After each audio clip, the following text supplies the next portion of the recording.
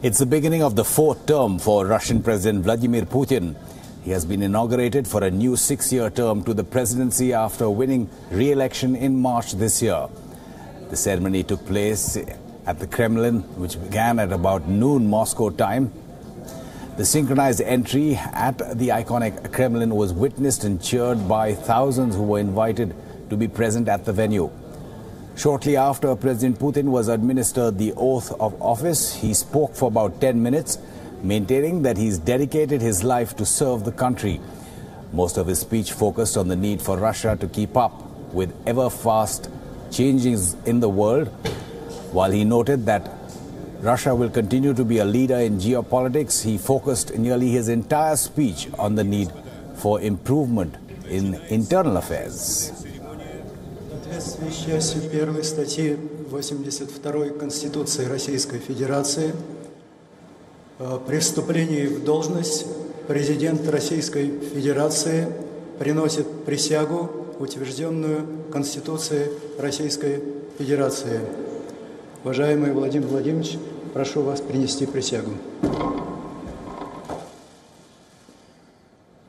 Клянусь при осуществлении полномочий президента Российской Федерации уважать и охранять права и свободы человека и гражданина, соблюдать и защищать Конституцию Российской Федерации, защищать суверенитет и независимость, безопасность и целостность государства, верно служить народу.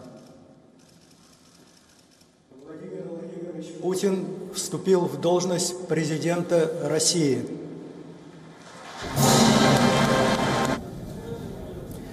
Jessica King now joining us live from Moscow.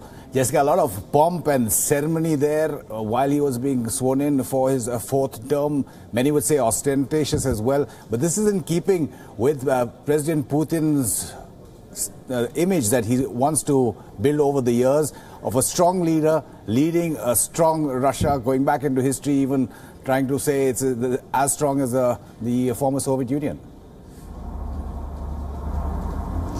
Yes, absolutely. I think you're right. He's definitely projecting a strong image here today. He was in a very ornately decorated hall in the Grand Kremlin Palace when he placed his hand on the gold embossed copy of the Constitution, and 5,000 dignitaries, some of them from all across the world, coming to witness his inauguration, his fourth inauguration, as he swore to serve the Russian people, to safeguard rights and freedoms, and to protect Russian sovereignty sovereignty. So for the short journey, as you say, from his office to the inauguration ceremony, he travelled in a new Russian-made limousine. Again, a sense of Russia putting its best foot forward today. And he said that from now on, this limousine will replace the fleet of imported vehicles that Putin uses. So some news agencies were saying that actually this was slightly more low-key than previous years. This year, he didn't go through with a cortege through the city centre streets. He just took a short journey in this new limousine to where the inauguration took place. But as you say, still a lot of pomp and ceremony, a lot of beautiful uniforms of the people there, and yeah, all in all, a show that Russia is, has a strong leader and is a strong country. Jessica, again, when he completes his fourth term, he will probably be the fourth longest reign, if I can call it that, because many of the opposition call him a czar in Russia in terms of its history. But in terms of the opposition, now he may have won 70% of the vote, but Alexander Navalny was not allowed to contest. So how does that pan out, the opposition across the country to President Putin and his policies over his next term? Yes, well, as we saw over the weekend here in Russia and in Moscow, there were thousands of arrests as people took to the streets in anti-Putin demonstrations.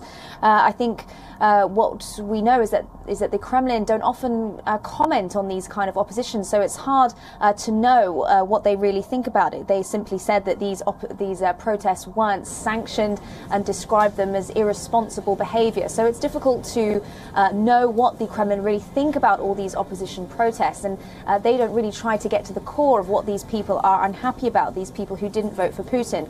But we should say that actually he does enjoy a lot of popularity here in Russia. In the last election in March, he got over 70% of the vote. So there is still a lot of respect for Putin, a lot of people who do vote for him. But as you say, on the flip side, a lot of people here, and particularly young people as well, looking for a change and accusing the government of corruption, of electoral fraud.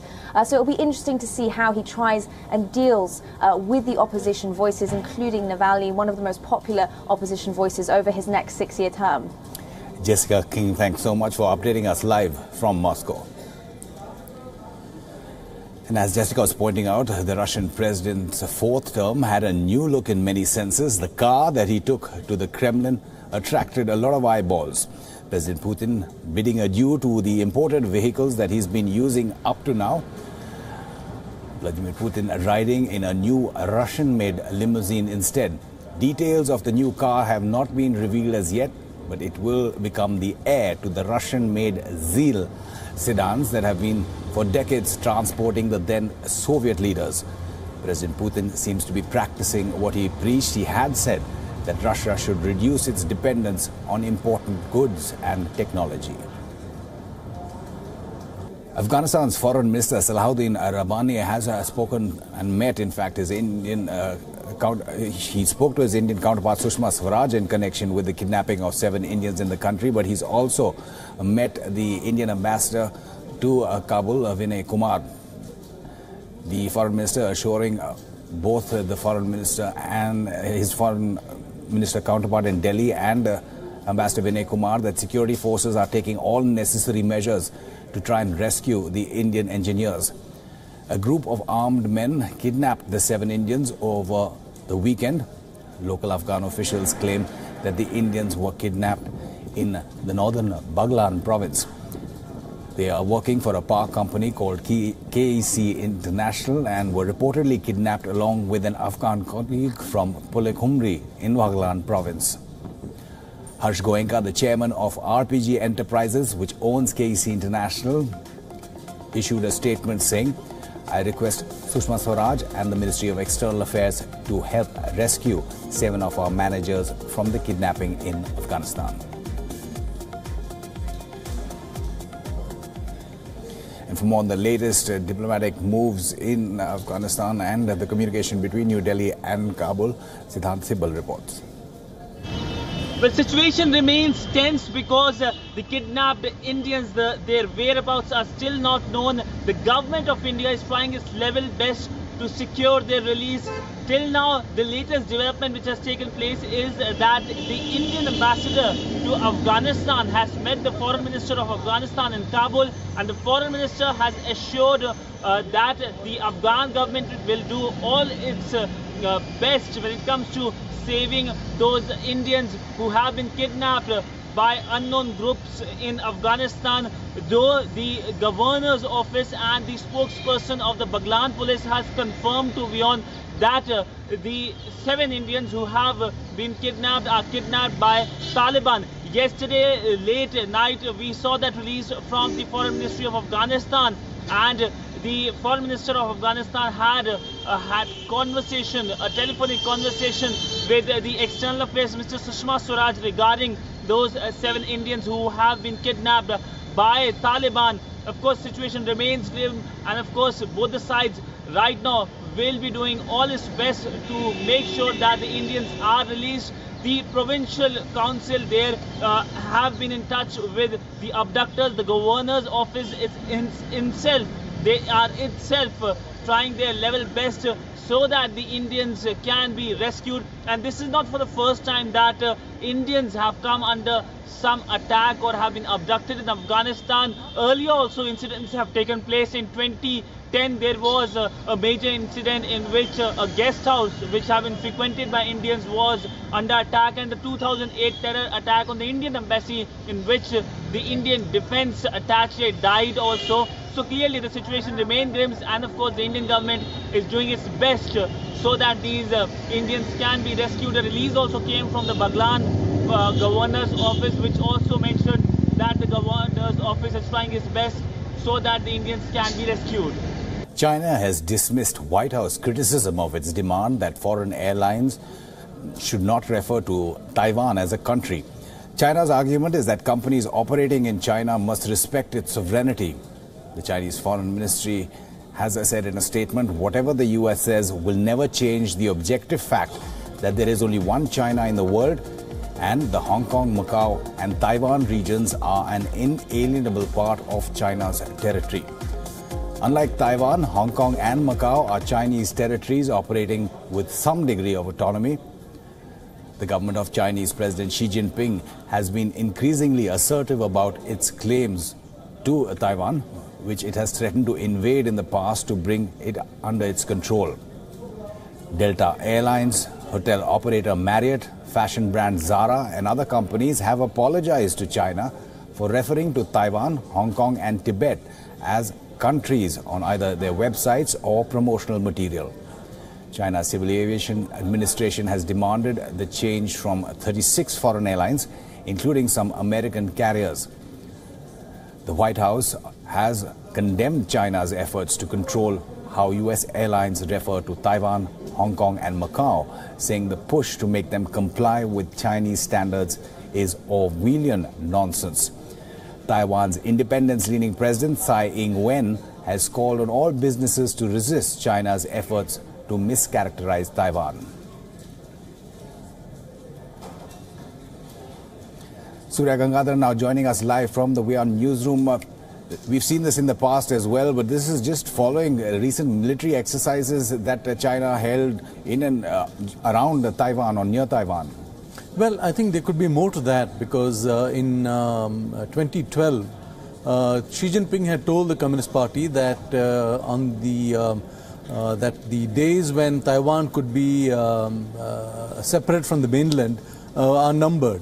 And if you look at it, look at the trends on the ground, in 2021 the Chinese Communist Party will mark 100 years of its founding. And apparently it is being reported in the local Chinese media that the incorporation of Taiwan into the mainland, it would be a great, in that sense, correcting a historic, aberration in China. So in that sense, absorption of Taiwan is a Chinese priority. How soon they want to do it, of course, depends on how the environment actually plays out for them. And the recent exercise which you just mentioned was basically in Taiwan Straits and intended to block the movement of any outside support for Taiwan in the event of a Chinese invasion. So a lot of things over there which are a lot of signals you can read. We'll know about it only when China actually decides to move. Surya Gangadharan reporting from the newsroom. Counting of votes in Lebanon's first general elections in 9 years has begun across the country shortly after polling closed. The voter turnout, initial estimates suggest, was 49.2%, down from 54% in 2009.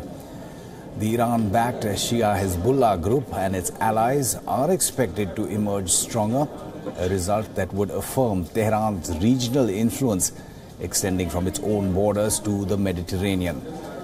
Prime Minister Saad al-Hariri is the frontrunner to keep his job and form a new coalition government, but his future movement is widely expected to lose seats. Meanwhile, supporters of various Lebanese political parties celebrated after polls closed. Hezbollah supporters drove through the streets of Baalbek with the group's flags and photos of their leader, Syed Hassan Nasrallah. الأول عرفانين إنه الناصر للحزب يعني هذا شيء من ثقة ومثل ما قال سماحة السيد إنه الصوت بيأثر كل بعلبك الهرمة ما قصرت أبدا كل العالم كانت مليانة بالمكاتب وبالإدارات وكل شيء عم تنشر شيء واضح عندكم النسبة النهائية غير يعني غير الرسمية النسبة النهائية لكل لبنان 49.20%. بالمقارنة مع سنة 2009 كانت 54%. النسبة الأعلى اليوم سجلت في دائرة الشمال الثانية منية الضمنية طرابلس، بينما النسبة الأقل ببيروت الأولى اللي هي 31.5%. WION's West Asia Bureau Chief Daniel Pagani now joining us from Jordan. Daniel, it'll be very interesting to see how these results pan out, especially looking at recent history when the Lebanese leader Hariri was in Saudi Arabia, when he was reportedly kept there under duress, forced to resign, and subsequently went back. And now will Hezbollah have stronger numbers? It will be very interesting to see. We expect the Prime Minister Hariri, the current Prime Minister, to remain in office despite losing some seats. Remember that Lebanon has a peculiar interconfessional way of managing the government. The Prime Minister is always belonging to the strongest Sunni bloc. The President is a Maronite Christian, and the spokesperson of the government should be a Shia. Nevertheless, even if he remains in power, forming a government could take months with a very powerful Hezbollah, and I would say Hezbollah influence, because it's not only Hezbollah growing, but also all its allied parties. This could also turn out to be an obstacle for the small West Asian country. Remember that Lebanon heavily relies on international aid for its economy, and a good chunk of this aid comes from the United States of America, a country which considers Hezbollah a terrorist organization and also the strongest ally that Israel has. Already from Israel there are signs of fear, I would say, and readiness to combat eventually. Remember that Israel and Hezbollah fought a war in 2006, so it's still recent history. The Ministry of Education of Israel has already stated that from now onwards, his government will consider the entire Lebanon as a synonym of Hezbollah and will get ready to confront Hezbollah, whether it is on their border or in Syria. Daniel Pagani, thanks for that update. We'll keep coming back to you for more on those interesting results. Thousands of people, predominantly members of the British far-right group, the English Defence League, marched through central London. The protest march was called by far-right leader and a former leader of the English Defence League, Tommy Robinson, after he was permanently banned from Twitter last week. The protesters marched under the banner of free speech. The far right-wingers were claiming that their right to free speech was in danger. Twitter last week decided to ban Tommy Robinson for life over what it described as hateful conduct. Tommy Robinson is known for his far-right views and had tweeted, and I quote, "Islam promotes the killing of people." It was this inflammatory tweet which precipitated the action from Twitter, which, for repeatedly breaching its code of conduct for hate speech, banned Tommy Robinson for life. The protest rally, which was attended by other prominent extreme right-wingers, comprised of almost about 3,000 people. Addressing the extreme right-wingers, Tommy Robinson said, "The people of this country have been silenced for 20 to 30 years with the tag of racists. They have managed to silence people so that they are too scared to speak up. when they say things that are wrong. They now realize that that tag is dead. No one cares anymore with being labelled racist. The London police kept a close vigil for any signs of trouble. Riot vans were stationed even as the right-wingers took out their protest march. They were counter-protesters who staged a demonstration against the far-right movement as well.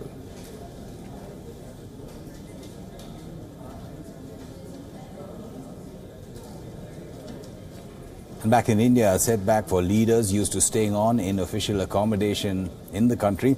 The Supreme Court has quashed a law passed by the State Assembly in the North Indian state of Uttar Pradesh, granting permanent residential accommodation to former chief ministers. The apex court said such facilities cannot be extended once they leave office. The order impacts over half a dozen former chief ministers in the state who are staying on in official bungalows. The court said once they leave office, the chief ministers are entitled to only the same privileges as the common man.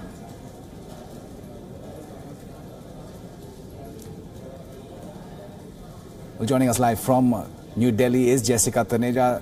A sharp rap not only on those ex-chief ministers but on the legislator in Uttar Pradesh that passed that law. Absolutely, and it in fact comes at at a time when this is the second time in the Supreme Court. Remember, in 2016, the apex court had already struck down that law, and there was in fact a violation of that Supreme Court's order when the chief ministers, the ex-chief ministers, were still retaining those bungalows after demitting office. And then there was an amicus curiae report submitted in the apex court by senior advocate Gopal Subramaniam, who had clearly said that Article 14, right to equality, in fact existed earlier. The context of Article 14, right to equality, existed earlier, but not in this context. It's a huge amount, a huge expense in fact coming from the government coffers, exactly the taxpayers' money. So why should these ex-chief ministers be given such expensive accommodations? And also, let's remind our viewers, these expensive accommodations were given at a rent fee of ₹1 for 90 years. So looking at all these facts, the apex court has finally struck down that law.